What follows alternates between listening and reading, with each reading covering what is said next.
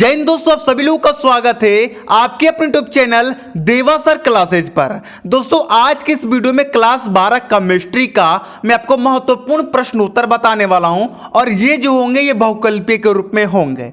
देखिए आपको तो मालूम है कि आपका जो केमिस्ट्री का पेपर है उसमें 6 नंबर का बहुकल्पीय क्वेश्चन पूछा जाता है। हर प्रश्न 1 अंक का होता है, यानी कि टोटल 6 बहुकल्पीय प्रश्न आपके केमिस्ट्री के पेपर में आएंगे। तो देखिए मेरे भाई, यदि आप आज के वीडियो देख लेते हो तो मेरा 100% की गारंटी है कि उन 6 में से अधिकांश क्वेश्चन आपको आज की ही वीडियो से देखने के लिए मिल जाएगा। तो देखिए दोस्तों, आज से वीडियो आना स्टार्ट हो गया है। सुबह में 7 बजे और शाम को 6 बजे आपको डेली वीडियो देखने के लिए मिलेगा। इसलिए मैं आपसे कह रहा हूं कि चैनल को कर लीजिए सब्सक्राइब, क्योंकि इस चैनल पर सभी विषय का तैयारी आपका कराया जाएगा। तो चलिए मैं आपको समय को बचाते हुए सबसे पहले उन क्वेश्चनों को देखते हैं और फिर लास्ट में आपको मैं एक बड़ी खुशखबरी देने वाला हूं। तो लास्ट तक आप बने रहिएगा और कॉपी कलम लेके बैठिए, क्योंकि ये केमिस्ट्री है, हिस्ट्री नहीं। ठीक है, तो चलिए स्टार्ट करते हैं। तो देखिए दोस्तों, पहला प्रश्न है कि 8 ग्राम सोडियम हाइड्रोक्साइड को 450 मिली विलियन में घुला है। विलियन की मूलता है। देखिए मैं जब न्यूमेरिकल का वीडियो बनाया था तो मैं उसमें आपको जरूर बताया था ये कि मोलरता, मोललता, मोल प्रभाज, ये तीनों से रिलेटेड क्वेश्चन आता ही आता है, क्योंकि ये पहला चैप्टर का है आपका भाई, और आना तो तय है, फिक्स है। 100% गारंटी ले लो, या तो बहुकल्पीय के रूप में आएगा इससे रिलेटेड न्यूमेरिकल, या आपके अति लघु में आएगा। जैसे ये बहुकल्पीय के रूप में अभी आपके सामने है, इस प्रकार आएगा, या अति लघु के रूप में आएगा, ऑप्शन नहीं रहेगा। ठीक है, तो चलिए मैं इसको समझाता हूं कि मूलतः आप कैसे ज्ञात करेंगे। ध्यान दीजिएगा। सबसे पहले आप एक बात ध्यान रखिएगा कि यदि आपसे क्वेश्चन में मूलतः पूछा हो तो उसमें सबसे पहले देखिए कि किस यौगिक का जो आपका भार है वो कम है। तो आप कहेंगे सर इस क्वेश्चन में तो सोडियम हाइड्रोक्साइड का भार 8 ग्राम है और विलियन का 450 ग्राम है। ठीक है, तो आपका जो सबसे कम भार वाला दिखाई दे उसे आपको विले मान लेना है, और जिसका भार सबसे अधिक हो उसको आपको क्या मान लेना है, विलियन मान लेना है। लेकिन इसमें तो मानने की जरूरत है नहीं, साफ साफ इसने लिख दिया है कि 450 भैया मिली है विलियन और इतना जो है ये विले है, साफ साफ बता दिया है। तो हम लिखेंगे कि दिया है। देखिए मैं पहले लिख के रख दूंगा इसका सॉल्व, अब आपको मुझे समझाना ही रहेगा, क्योंकि लिखता हूं ना भाई तो वीडियो लंबा हो जाता है, और वीडियो लंबा देखने में थोड़ा बोरिंग फील होता होगा, मैं जानता हूं, इसलिए मैं अभी समझाऊंगा डीपली एकदम बढ़िया से। तो सबसे पहले हल लिख के आपको लिखना है दिया है। अब जो जो क्वेश्चन में दिया है वो आपको यहां पर लिख लेना है। 1 मिनट पेज थोड़ा ऊपर कर दूं मैं, जिससे आपको सभी चीज अच्छे से दिखे। विले का भार, इसमें विले क्या है, सोडियम हाइड्रोक्साइड है, तो विले का भार कितना है भैया, तो 8 ग्राम है, इसमें क्वेश्चन में दिया है। ठीक है, अब विले का अणुभार निकालेंगे, क्योंकि हमारा मूलतः ज्ञात करने के लिए अणुभार भी चाहिए। तो अणुभार कैसे ज्ञात होता है वो थोड़ा ध्यान दीजिएगा। आपका जो यौगिक है, जो आपका विलय है, उसमें देखिए कितने टोटल कितने तत्व हैं। तो यहाँ पर सोडियम, ऑक्सीजन, हाइड्रोजन, 3 तत्व हैं भैया। अब इन तीनों तत्वों का परमाणु क्रमांक आपको लिखकर जोड़ देना है। सोडियम का परमाणु क्रमांक कितना होता है, 23 होता है। ऑक्सीजन का परमाणु क्रमांक कितना होता है, 16 होता है। हाइड्रोजन का परमाणु क्रमांक कितना होता है, 1 होता है। जब इसको जोड़िएगा तो 40 आएगा, यानी कि विलय का भार तो 8 ग्राम है, विलय का अणुभार भी 40 है। ठीक है, चलिए तो दोस्तों आपको अणुभार यदि आपको निकालने नहीं आता है तो यदि आप कमेंट करेंगे तो उसके लिए मैं एक अलग वीडियो आप लोग के लिए बना दूंगा।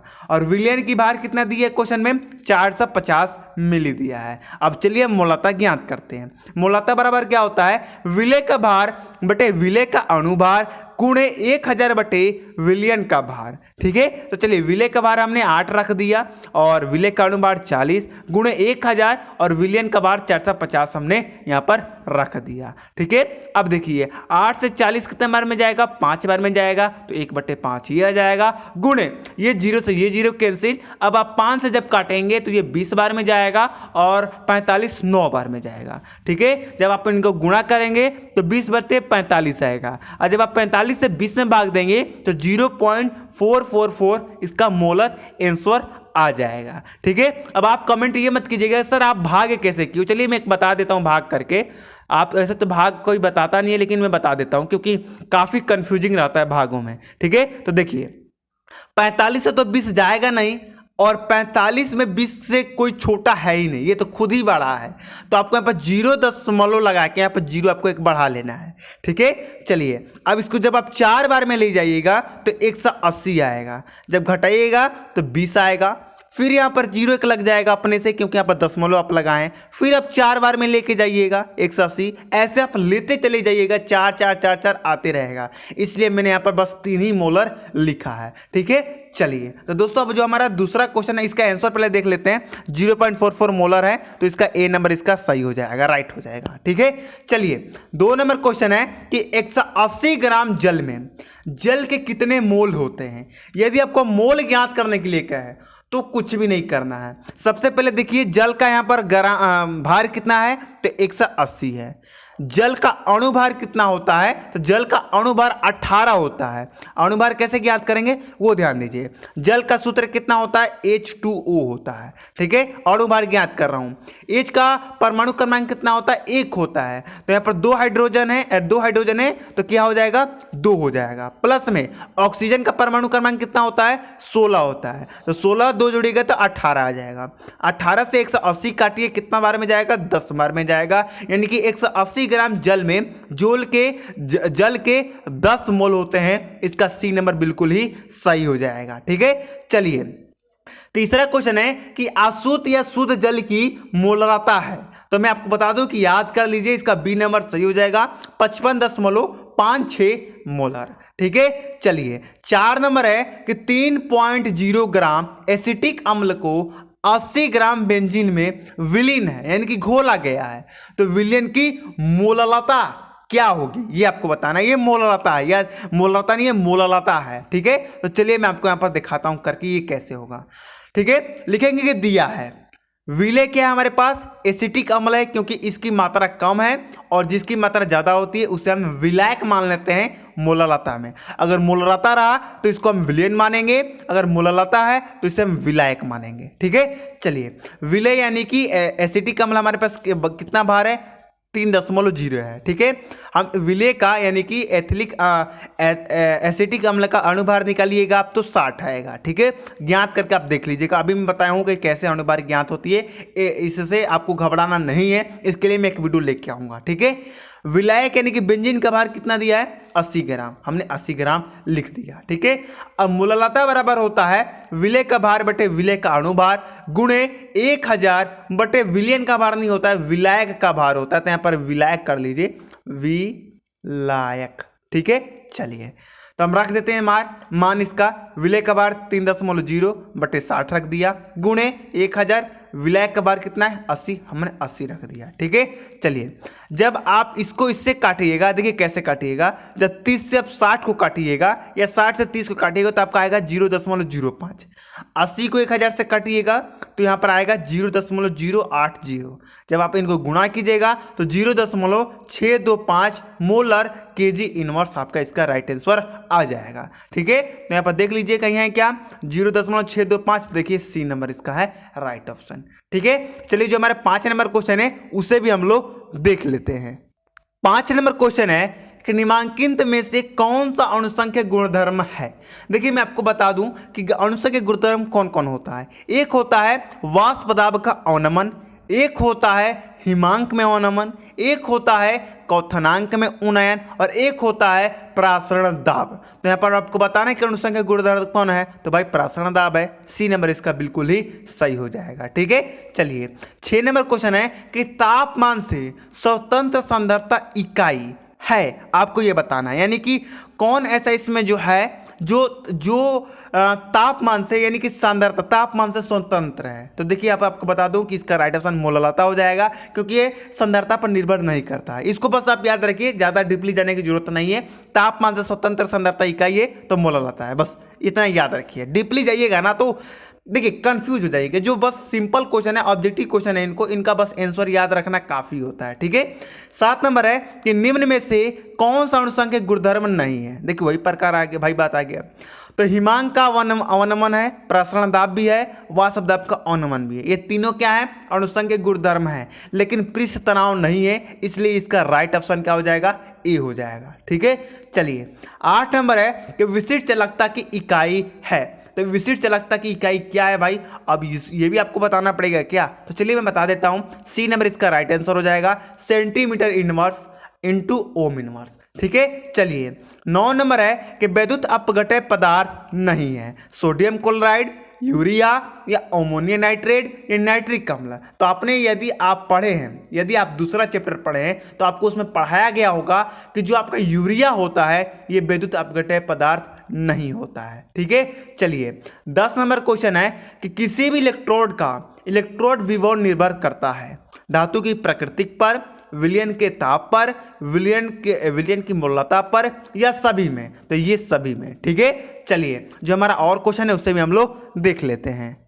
11 नंबर प्रश्न है कि 4 तत्व ए बी सी तथा डी के मानक अपचयन विभव क्रमशः इतना इतना इतना वोल्ट है, इनमें सर्वाधिक प्रबल अपचयक है। यदि आपने विद्युत रासायनिक श्रेणी पढ़ा है तो आप इसका आंसर आप बिल्कुल आसान भाषा में दे देंगे। देखिए विद्युत रासायनिक श्रेणी में क्या कहता है कि जिस तत्व का वोल्ट सबसे कम होता है उसी का जो अपचायक होता है वो प्रबल होता है। तो देखिए इसमें वोल्ट सबसे ज्यादा किसका कम है, तो देखिए ए का सबसे ज्यादा कम है। ठीक है, क्योंकि इसका -2.90 है, तो भाई ये ए इसका जो है प्रबल अपचयक ज्यादा होगा, तो ए नंबर इसका सही हो जाएगा। अब बच्चे कमेंट करेंगे कि सर ये तो सी का ना होगा क्योंकि ये -0.74 है और ये तो -2.90 है। तो नहीं भाई, देखिए जैसे मानिए कि आपके पास -5 रुपया का बाकी है और -2 रुपया का बाकी है, तो सबसे ज़्यादा बाकी किसके पास हुआ, तो -5 के पास हुआ। तो इसका किसके पास ज़्यादा वोल्ट होगा, तो इसके पास ज़्यादा वोल्ट होगा, इसके पास कम वोल्ट होगा, और जिसके पास ज़्यादा कम वोल्ट होता है उसका जो अपचायक होता है वो प्रबल होता है, इसलिए इसका राइट ऑप्शन ए हो जाएगा। ठीक है, चलिए 12 नंबर प्रश्न है कि 4 धातु ए बी सी तथा डी के मानक इलेक्ट्रोड विभव क्रमशः इतना इतना इतना इतना वोल्ट है, इन धातु घटती हुई सक्रियता का क्रम लिखिए। अब भैया इनकी घटती हुई सक्रियता का क्रम लिखना है, कैसे लिखाएगा वो मैं आपको बता देता हूं। देखिए सबसे पहले एक पेज ले लेता हूं मैं, सबसे ज्यादा वोल्ट किसका कम है ये आप बताइए। तो देखिएगा तो बी का है -2.0 वोल्ट है, तो यहाँ पर सबसे पहले बी आ जाएगा। फिर इससे ज़्यादा किसका है, तो -0.76 यानी कि किसका, डी का, तो यहाँ पर आ जाएगा आपका, यहाँ पर डी आ जाएगा। ठीक है, सॉरी डी आ जाएगा। इससे ज़्यादा किसका है, तो इससे ज़्यादा इसका है सी का है, तो यहाँ पर सी आ जाएगा। ठीक है, अब इससे ज़्यादा किसका है, तो बचा कौन भाई, तो ए बचा, तो इसका ए आ जाएगा, तो ये बी नंबर सही हो जाएगा। ठीक है, जिसका सबसे ज़्यादा वोल्ट कम होता है उससे पहले लिखते हैं, फिर उससे ज़्यादा जिसका होता है उससे बढ़ाते बढ़ाते चलते आते हैं। ठीक है, चलिए आया समझ में। चलिए आगे देखिए 13 नंबर है कि एक शून्य कोटि की अभिक्रिया A + B = C के लिए वेग दर है। तो देखिए वेग दर कैसे निकालते हैं, ठीक है, याद रखिएगा, ये तो बहुत सिंपल तरीका मैं बताऊंगा। दर बराबर, ठीक है, ये के तो नियतांक होता है, यहाँ पर जो अभिकारक है उसको ले लीजिए, ए आ जाएगा। एक के साथ कोई संख्या है नहीं है तो इसलिए 0 हो जाएगा। प्लस में नहीं रहेगा, इनटू में रहेगा। बी है, बी भी ले लेंगे, बी के साथ कोई संख्या नहीं है तो इसका पावर भी 0 आ जाएगा। देखिए यहाँ पर ये ए नंबर ही सही हो जाएगा। ठीक है, चलिए देखिए मेरा थोड़ा तबीयत खराब, इसलिए आपको लग रहा होगा कि सर आप वीडियो में इतना आप तो डकार के बोलते हो। अभी मैं बता दूं कि मेरा तबीयत बहुत दिनों से ख़राब चल रहा था, इसलिए वीडियो भी नहीं आ रहा था पिछली बार, और अभी मेरी आवाज़ आपको भारी दिख रही होगी, और साथ में मेरा सिर भी बहुत तेज़ दर्द रह रहा है हमेशा, पता नहीं क्यों। ठीक है, तो ऐसे मैं आपको वीडियो दूंगा, ऐसा नहीं कि नहीं दूंगा। ठीक है, चलिए प्रथम कोटि की अभिक्रिया के लिए अर्ध आयुकाल का सूत्र क्या होगा, तो इसका आपका ए नंबर सही हो जाएगा। T½ बराबर 0.693/K। ठीक है, चलिए जो हमारा और क्वेश्चन है उससे भी हम लोग देख लेते हैं। 15 नंबर क्वेश्चन है कि अभिक्रिया A+2B उत्पाद के लिए वेग स्थिरांक कितना द्वारा व्यक्त किया जाता है, तो अभिक्रिया की कोटि क्या होगी, तो ये आपका वेग स्थिरांक है। तो देखिए कैसे ज्ञात किया जाता है, ए के पावर कोई पावर है तो नहीं है, तो यहाँ पर 0 लिख दीजिए। ठीक है, फिर प्लस कर दीजिए। बी की पावर कितना है, 2 है, तो 2 कर दीजिए। इसको जब जोड़ेंगे तो कितना आएगा, 2 आएगा, तो अभिक्रिया की कोटि क्या हो जाएगी, 2 हो जाएगी। ठीक है, इसी प्रकार कोटि ज्ञात किया जाता है। जैसे मान लीजिए कि यहाँ पर अगर 5 रहा था, यहाँ पर आप 5 + 2 कर देते, 7 आ जाता। ठीक है, तो इस प्रकार कोटि ज्ञात की जाती है। 16 नंबर है कि प्रथम कोटि की अभिक्रिया के वेग स्थिरांक का मात्रक है। तो वेग स्थिरांक का अगर मात्रक की हम बात करते हैं यहाँ पर, तो यहाँ पर सेकंड इनवर्स आ जाएगा, डी नंबर इसका सही हो जाएगा। ठीक है, 17 नंबर है कि निम्नलिखित में से कौन सी अभिक्रिया शून्य कोटि की अभिक्रिया है। तो ये डी नंबर वाली शून्य कोटि की अभिक्रिया है। अब आप कहेंगे सर कैसे आप समझ गए, तो देखिए ये जो H और ये जो V के आकार का बना हुआ है, इससे मैं समझ गया कि ये शून्य कोटि की अभिक्रिया है।